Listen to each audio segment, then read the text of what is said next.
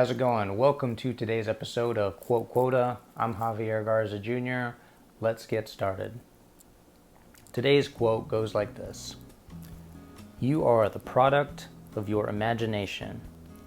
Lean towards constructive imagining versus destructive imagining."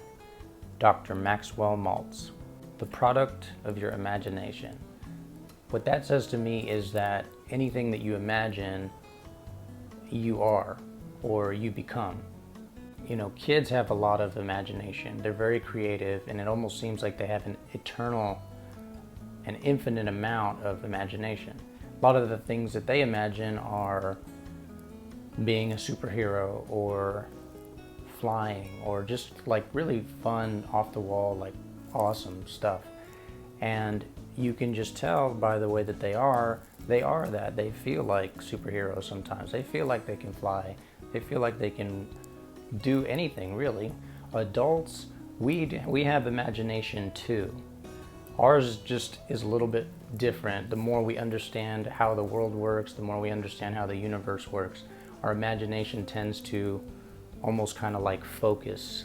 For example, adults, if we're gonna ever like build a house, we first have to design the house, of course.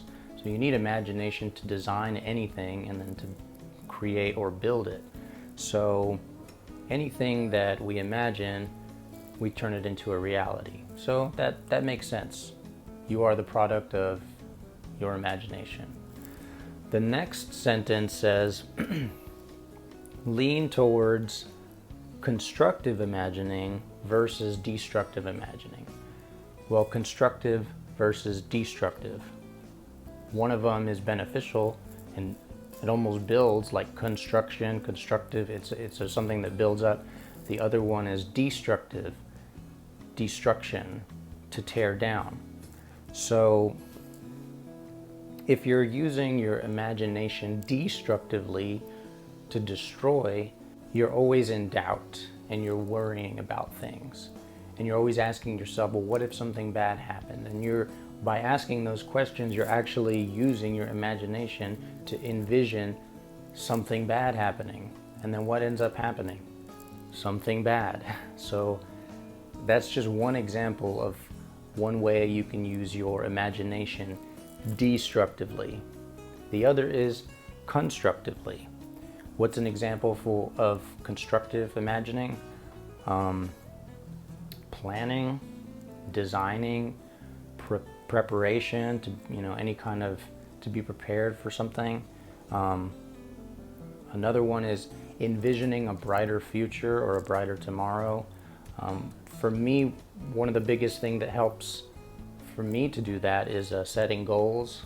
If you've got a really awesome goal, you're envisioning yourself in a brighter place somewhere in the near future or in the distant future. One thing that I would like to point out as far as constructive imagining is that more than likely most people will tend to think and ask in their minds, well, what if something bad happens?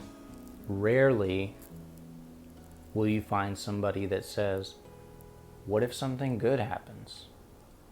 What if something good happens? And maybe keep that question in the back of your mind when your mind starts to wonder and doubt itself. If you're going to imagine at all, why not imagine constructively? Anyway, so that's all I have, guys. I really appreciate you taking the time to watch this. My music comes out January 1st. Be on the lookout for that. Thank you so much for watching. God bless, take care, and until next time.